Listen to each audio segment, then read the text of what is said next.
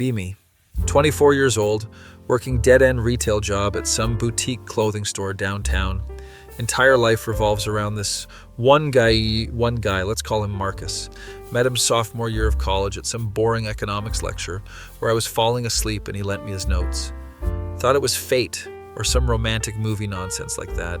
Spent the next 6 years orbiting around him like a pathetic satellite. Always available, always there, always hoping. Would cancel plans with friends just to hang out with him, even when he'd invite other people and barely acknowledge I existed. My roommate Sarah used to tell me I was being ridiculous, but I'd always defend him saying he was just busy or stressed or whatever excuse I could manufacture. Would stay up until 3 a.m. helping him with projects, listening to him complain about dates that went wrong, being his emotional support system. Meanwhile, I'm dropping hints so obvious a blind person could see them, but he acts completely oblivious. "You're such a good friend," he'd say, and every time it felt like a knife twisting in my chest, but I'd smile and say, "That's what friends are for," like an absolute clown. Fast forward to last summer.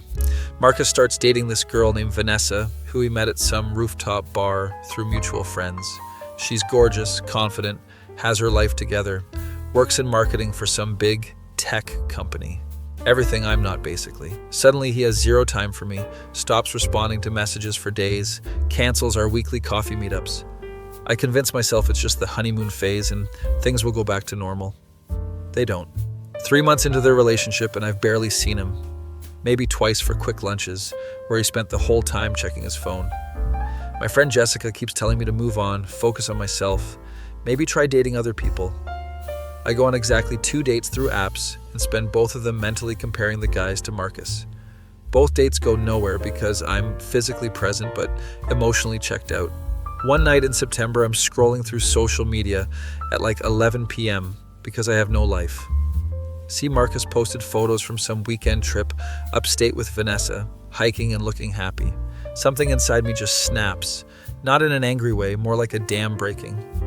I realize I've wasted 6 entire years of my life waiting for someone who never saw me as anything more than a convenient friend. Decide right then I need to tell him how I feel, not because I think it'll change anything, but because I need to say it out loud. Spend 2 hours drafting this long message explaining everything, how long I've had feelings, how hard it's been watching him date other people, how I need distance to move on. It's not mean or accusatory, just honest and kind of sad. Hit send at 1:30 a.m. and immediately regret it, but too late now. Wake up next morning to find he's blocked me on everything. Instagram, Facebook, Twitter, WhatsApp, even LinkedIn, which is honestly impressive level of commitment to blocking someone. No response to the message, no explanation, just complete radio silence and digital exile. Sit there staring at my phone, feeling like I've been punched in the stomach. Call Sarah because I'm having a minor breakdown. "What did you expect?" she asks, not unkindly. "You put him in an impossible position, and he took the coward's way out." She's right, but it doesn't make it hurt less. Spend the entire weekend crying, eating ice cream, watching terrible reality TV, doing all the breakup things even though we were never together. Monday comes and I drag myself to work feeling like a zombie. My coworker Tyler notices I look like death and asks if I'm okay. End up telling him the whole story during our lunch break. He listens without judgment, and then he says something that changes my perspective completely. "Sounds like he did you a favor, honestly. Now you can actually move on instead of wasting more time." It's such a simple observation, but it hits different coming from someone outside the situation. Spend the next few days thinking about it.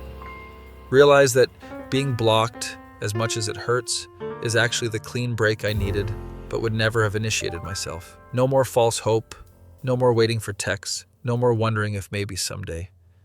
It's over and I can finally start processing and healing. Week goes by and something weird happens.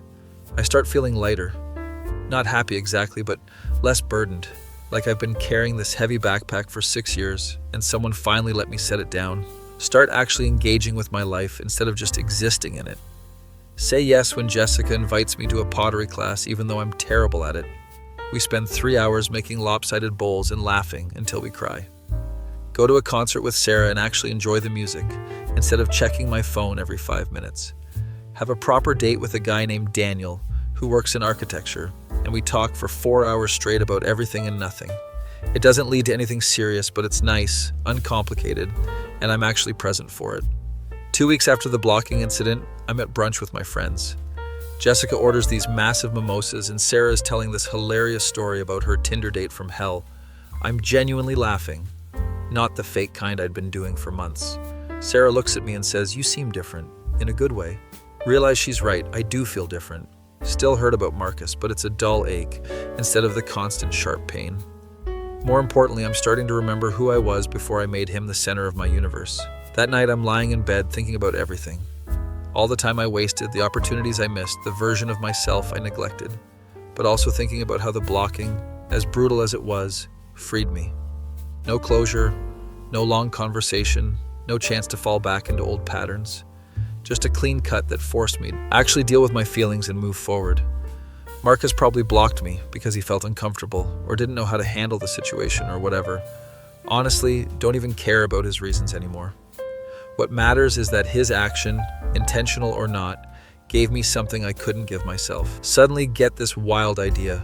Probably the mimosas from brunch still in my system, or maybe just the clarity that comes with time. Decide I'm gonna send him a thank you message.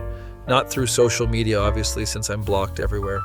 Still have his email though, because he never blocked that, probably forgot it existed. Spend about 30 minutes writing it, making sure it sounds genuine and not sarcastic.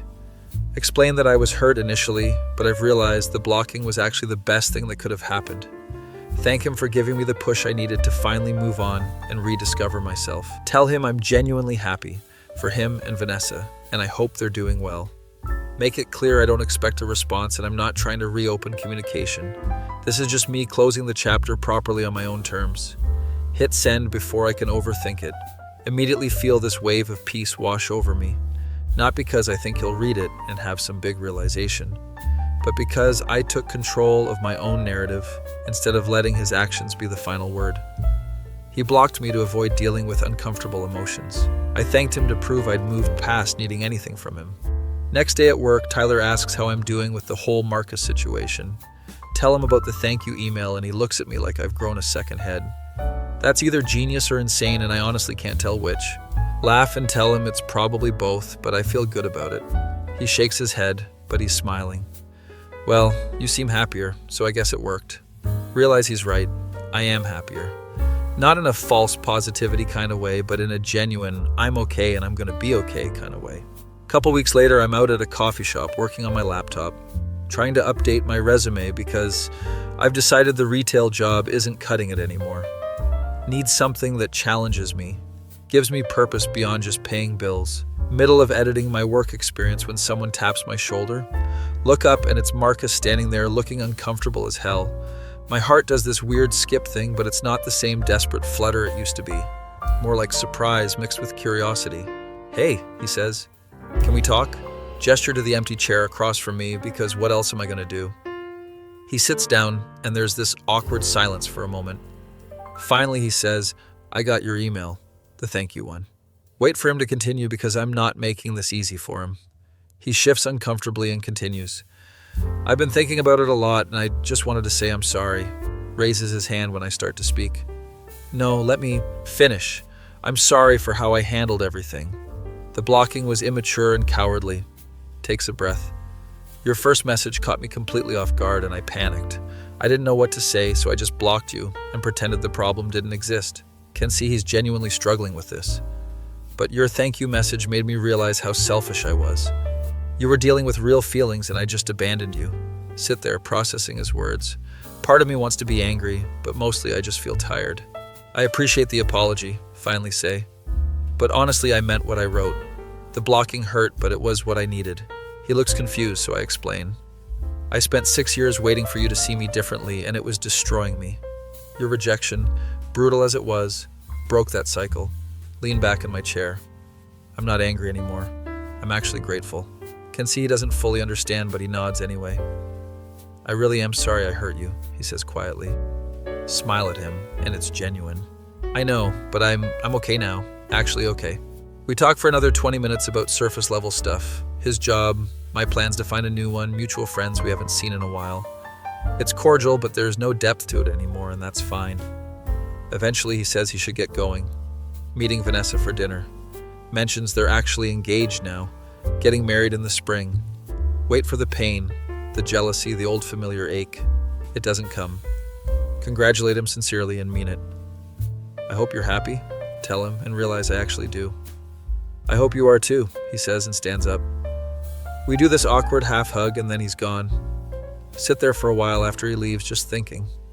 Weird how someone can be the center of your world and then suddenly they're just a person. Not a villain, not a lost love, just another human being making their way through life. Feel proud of myself for how I handled it, for being kind without being a doormat. Text Jessica and Sarah in our group chat. You'll never believe who I just ran into. Spend the next hour on the phone with them recounting every detail. Sarah says, I'm proud of you for not falling apart or being bitter. Jessica adds, character development. You've completed your redemption arc? We laugh, but she's kind of right in a way. A month later, I land an interview at a marketing firm for a coordinator position. It's exactly the kind of challenge I've been looking for. Wear my best outfit, prepare thoroughly, walk in with confidence I didn't know I had. Interview goes amazing, clicking with the team, answering questions smoothly. Hiring manager is this woman named Patricia, who's probably in her 40s and radiates competence. At the end, she says, you have great energy, we'll be in touch soon. Walk out feeling like I'm floating. Get the job offer 3 days later with better pay than I even hoped for. Start in 2 weeks, which gives me time to give proper notice at the boutique. My last day at the retail job is bittersweet. Worked there for 3 years, met good people, but it was always meant to be temporary. Tyler throws me this small goodbye party during our lunch break with a cake that says good riddance as a joke. Everyone signs a card with nice messages and inside jokes. Keep in touch, Tyler says when we're saying goodbye. And thanks for making this place less boring. Promise I will and actually mean it, because he became a real friend during everything. Walk out of that store for the last time feeling like I'm closing one chapter and opening another. New job starts, and it's intense in the best way possible. Learning curve is steep, but I'm surrounded by smart people who actually invest in teaching me. My cubicle neighbor is this guy named Chris who's hilarious and keeps leaving random memes on my desk. Patricia checks in regularly, giving constructive feedback and genuine praise when I do well. For the first time in years, I wake up actually looking forward to my day, not just existing and waiting for something to happen, but actively building something. 3 months into the new job and I'm thriving. Gotten promoted to junior account manager with 3 clients of my own. Patricia pulls me into her office one day. You've impressed everyone here. Keep this up and you'll go far. Thank her and mean it because she took a chance on me. After work that day, I treat myself to dinner at this nice Italian place. Sitting alone but not lonely, just content with my own company. Think back to the version of me that sent that confession message to Marcus. She seems like a different person now, someone I barely recognize but don't resent. She was doing her best with what she knew at the time. Waiter brings my pasta, and I take a photo because it looks amazing. Post it to Instagram with some caption about celebrating small victories. Scrolling through responses later and notice Marcus viewed my story. We're unblocked on social media now. Happened sometime after our coffee shop conversation. Don't feel anything seeing his name in the viewer list. Just neutral acknowledgement. That's when I know I've really moved on, when his digital presence is just another username. Comment from Jessica says, that looks incredible. Also, you're glowing lately. What's your secret? Reply with a bunch of food emojis and therapy and self-respect. She responds with laughing emojis and the best combo. Saturday morning, I'm at that pottery class with Jessica again. We've been going every other week, and I'm actually getting decent at it. Made a set of bowls that are only slightly lopsided, and I'm unreasonably proud of them. Instructor comes over to check my work. You've improved so much since you started. Thank her, and realize I'm blushing from the simple compliment. Used to need validation so desperately, especially from Marcus, and now I can receive praise without it defining my entire self-worth. Jessica elbows me gently. Look at you, becoming a pottery master. Roll my eyes, but I'm smiling. Hardly, but I'm having fun, and that's what matters. She nods approvingly. That's the energy. Keep that. Later that night, Sarah hosts a dinner party at her apartment. She's invited a bunch of people, mix of old friends and new acquaintances. I walk in and immediately feel comfortable. No anxiety about fitting in or being interesting enough. Just me being myself and trusting that's sufficient. Get introduced to Sarah's coworker named Alex, who's a graphic designer. We end up talking for an hour about everything from bad movie takes to our favorite podcasts. He's cute, funny, easy to talk to, and I find myself genuinely enjoying the conversation. Not comparing him to anyone, not overthinking every word, just existing in the moment. When the party winds down, he asks for my number. I'd love to continue this conversation sometime. Give it to him without hesitation or games. Walk home that night feeling content in a way I haven't in years. Not because a guy asked for my number, though that's nice, but because I've built a life I actually want to live. Good job, great friends, hobbies I enjoy, confidence in who I am. Marcus was never the villain in my story, just a person I projected all my hopes onto. The real antagonist was my own inability to value myself without external validation. Blocking me was his boundary, and learning to respect that while still honoring my own feelings was my growth. A few weeks later, Alex and I have been on several dates. Nothing serious yet, but there's potential, and I'm not rushing it. We're at a bookstore browsing, and he picks up some philosophy book. Ever read this? Shake my head, and he launches into this passionate explanation about existentialism. Watching him talk about something he loves, his eyes lighting up, genuine enthusiasm. Realize I'm attracted to his passion, his authenticity, the way he shows up fully as himself. These are things I'm attracted to because I've learned to value them in myself. We grab coffee after, and the conversation flows naturally. He asks about my job, and I tell him about a challenging campaign I'm working on. He listens actively, asks good questions, celebrates my wins. This is what it's supposed to feel like, I think. Mutual interest, balanced investment, easy reciprocity. A month later, I'm working late at the office, finishing a presentation. Patricia ordered pizza for everyone, pulling overtime, and we're all exhausted but in good spirits. Chris throws a wadded-up napkin at my head. You're making us all look bad with your dedication. Laugh and throw it back. Just trying to keep up with you people. Get home around 9 p.m., exhausted but satisfied. Check my phone to find messages from the group chat, memes from Alex, a voice note from my mom. Take a moment to appreciate this full life I've built. It's not perfect, still have bad days and moments of doubt, but it's mine, and I'm proud of it. Lying in bed that night, scrolling through old photos on my phone. Come across pictures from college, me and Marcus at various events and hangouts. In every photo, I'm looking at him while he's looking at the camera. Physical evidence of my one-sided devotion documented over years. Instead of feeling sad, I just feel distant from that version of myself. She wanted so badly to be chosen, to be enough, to be seen. Took me getting blocked to realize I needed to choose myself first. Delete some of the photos, not out of anger, but just making space. Keep a couple because they're part of my history, and that's okay. Sunday brunch with the girls has become our weekly tradition. Jessica is telling this wild story about her latest dating app disaster. Sarah is laughing so hard she's crying. I'm eating French toast and interjecting with commentary. Mid-conversation, Jessica suddenly stops and looks at me. You know what? You're different now. Lighter somehow. Sarah nods in agreement. She's right. You smile more, laugh easier. It's nice to see. Feel myself getting emotional, but hold it together. I feel different too. Better. Jessica reaches across the table and squeezes my hand. We're proud of you. The growth has been real, Sarah adds, and we're glad you finally stopped waiting for someone to pick you and started picking yourself. Words hit deep because they're true and they come from people who genuinely care. Work is ramping up with a major campaign launch coming. Spending long hours coordinating with clients, managing timelines, putting out fires. Stressful but energizing in a way retail never was. Patricia pulls me into a meeting with senior leadership to present my strategy. Nervous but prepared, spent all weekend rehearsing. Presentation goes smoothly, answering questions with confidence I've developed over months. Afterwards, the VP of the department compliments my work. Impressive initiative. We need more people like you. Walk out of that meeting room feeling 10 feet tall. Text Alex about the win, and he responds immediately with celebration emojis. Knew you'd kill it? Dinner tonight to celebrate? Agree, and spend the rest of the day floating on cloud nine. Dinner with Alex is at this cozy Thai place he's been wanting to try. We're sharing dishes and talking about our weeks. He tells me about a freelance project that's challenging him in new ways. I tell him about the presentation, and he genuinely celebrates with me. You're really passionate about your work, he observes. It's attractive. Feel myself blushing. I could say the same about you and design. There's this moment where we just look at each other and smile. No games, no uncertainty, just genuine connection building naturally.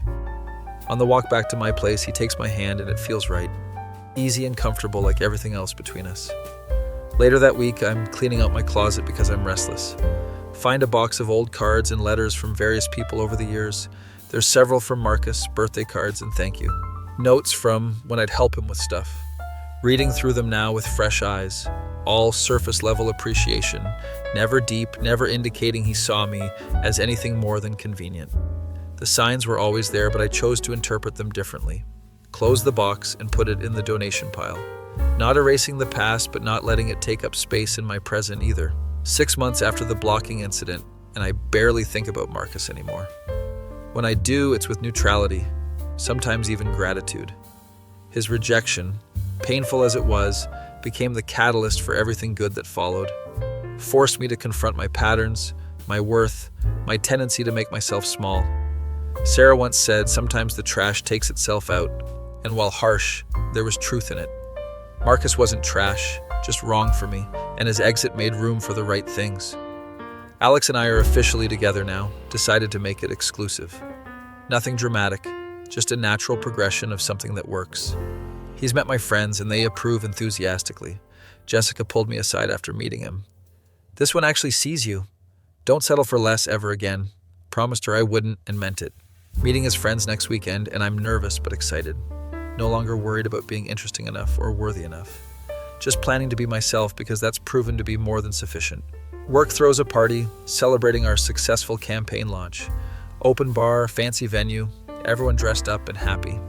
Patricia makes a speech thanking the team and specifically mentions my contributions. Colleagues I've worked alongside for months congratulate me genuinely. Chris jokes, next stop, my job, and we laugh. Standing there with a drink in hand, surrounded by people who respect my work, I feel accomplished. Not because of any external validation, but because I'm genuinely proud of what I've built. Take a selfie with the team and post it with a caption about amazing coworkers. Alex comments immediately with fire emojis and Sarah writes, "That's my successful bestie." Random Tuesday, I'm walking to work and my phone buzzes. Message request on Instagram from someone I don't know. Open it to find it's from Vanessa, Marcus's fiancée, now wife, since they got married last month. My stomach drops slightly, wondering what this could be about. Message says, "Hi, I know this is random, but I wanted to reach out. Marcus told me about your history and your thank you email. I just wanted to say I respect how you handled everything. Takes real maturity to turn a painful situation into growth. Wishing you all the best." Stare at the message for a solid minute processing. She didn't have to reach out, probably felt weird about the whole situation. Decide to respond because ignoring it feels childish. "Thank you for the kind words. I genuinely wish you both happiness. Take care." Short, polite final. She likes the message and that's the end of it. Feel nothing dramatic. Just a sense of closure I didn't know I still needed. Tell Alex about the message that night over dinner at his place. He's cooking pasta, and I'm sitting on the counter drinking wine. "That's actually pretty mature of her," he says, stirring the sauce. "And of you for responding gracefully." Shrug because it felt like the only appropriate response. No point in being bitter about the past. He looks at me with this soft expression. "You're pretty incredible. You know that?" Feel myself getting flustered. "Stop. You'll make me ruin this wine." He laughs and kisses me quickly. Just stating facts. In this moment, in this kitchen, with this person, I'm exactly where I'm supposed to be. Jessica's birthday party is this weekend and she's going all out. Rented a private room at some club, invited everyone she knows. I show up with Alex and we're immediately swept into the chaos. Music is loud, people are dancing, energy is high. Jessica pulls me onto the dance floor. "This is your song." Some pop anthem about independence is playing and we're screaming the lyrics. Sarah joins us and we're just dancing like idiots and laughing. Catch Alex watching me from the bar with this fond expression. Wave at him and he waves back, completely comfortable not being attached to my hip. This is healthy, I think. This is what good relationships look like. Later in the night, I'm in the bathroom touching up my makeup. Random girl next to me is having a breakdown about some guy who's treating her like an option. Without thinking, I turn to her. If he wanted to, he would. Stop making excuses for him. She looks at me with tears in her eyes. "But what if I'm not enough?" Shake my head firmly. "You are enough. He's just not your person. Stop waiting for him to realize your worth." She seems to really hear this, nodding slowly. Give her a hug because I was her not that long ago. You deserve someone who chooses you clearly and consistently. She thanks me and I head back to the party. Alex asks if I'm okay and I tell him about the interaction. "Good advice," he says. "Sounds like you learned it the hard way." Agree because I absolutely did, but I'm glad I can help someone else avoid my mistakes. year after the blocking, and I'm in a completely different place. New job where I'm thriving and getting promoted again next month. Healthy relationship with someone who values me openly. Friend group that supports and celebrates me. Hobbies I actually enjoy, not just to fill time. Confidence I've built from within instead of seeking externally. Sometimes I think about sending Marcus another thank you message just to really drive the point home. Decide against it because I've said what needed to be said. His blocking me was never really about me at all, just his discomfort with someone else's feelings. My growth came from choosing to transform rejection into redirection. Sitting in my apartment on a random Wednesday night. Alex is working late, so I have the place to myself. Made dinner, watched a show, did some skincare routine. Simple evening, but I'm content in a way that still surprises me sometimes. Think about who I was a year ago, 6 years ago. So much time wasted on someone who never saw me, but also necessary time because it taught me what I don't want. Taught me to value myself, set boundaries, demand reciprocity. Marcus blocking me felt like the end, but it was actually the beginning. Beginning of me finally becoming the person I was always capable of being. My face when I realized being blocked was the best thing that happened to me. That feeling when you thank someone for rejecting you and actually mean it.